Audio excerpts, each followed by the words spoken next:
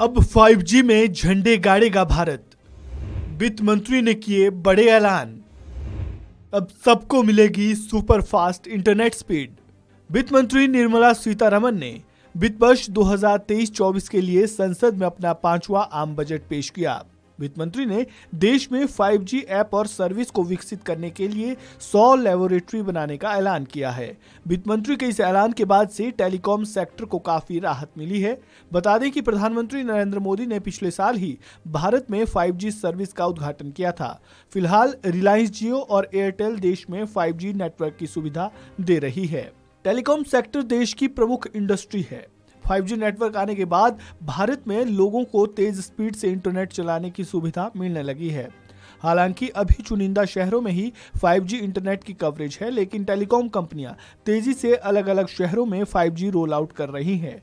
5G के launch के दौरान केंद्रीय मंत्री अश्विनी वैष्णव ने टेलीकॉम इंडस्ट्री में 5G के लिए 100 लैब सेटअप करने का अनुरोध किया था। उन्होंने इन लैब में से 12 को इंक्यूबेटर के तौर पर कन्वर्ट करने का प्रस्ताव किया था। इनके जरिए टेलीकॉम सेक्टर में रुचि रखने वाले स्टूडेंट्स की ट्रेनिंग हो सकती है और एक्सपेरिमेंट्स को बढ़ावा दिया जा सकता है।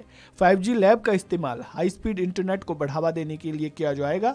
ये लैब कई चीजों में काफी अहम रोल अदा करेंगी। ये लैब प्राइवेट सेक्टर को ऑटोमेटेड टेस्टिंग की सुविधा देगी। अकादमी से जुड़े लोग और सरकार मिलकर फ्यूचर से जुड़े कॉन्सेप्ट को हकीकत में बदल पाएंगे। मैन्युफैक्चरिंग और हेल्थ केयर जैसे अलग अलग सेक्टर में 5G के इस्तेमाल को और ज्यादा बेहतर किया जा सकता है। देश में टेलीकॉम सेक्टर की 2 दिग्गज कंपनियां रिलायंस जियो और एयरटेल ही 5G सर्विस की सुविधा देश में दे रही है।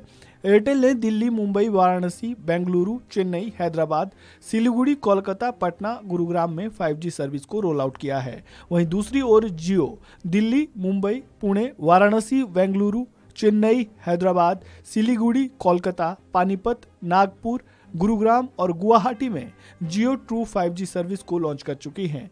5G के जरिए यूजर्स न केवल सुपरफास्ट स्पीड का फायदा उठा सकते हैं, बल्कि ऑगमेंटेड रियलिटी, वर्चुअल रियलिटी जैसी चीजों का बेनिफिट उठा सकते हैं।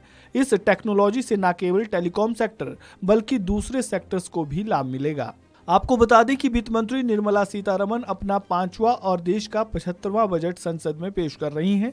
इस दौरान वित्त मंत्री ने कहा कि देश की आज़ादी के अमृतकाल का ये पहला बजट है। हमने हर वर्ग तक पहुंचने की कोशिश की है, खासकर युवाओं और सभी वर्ग के लोगों तक आर्थिक मजबूती पहुंचाने की कोशिश की है।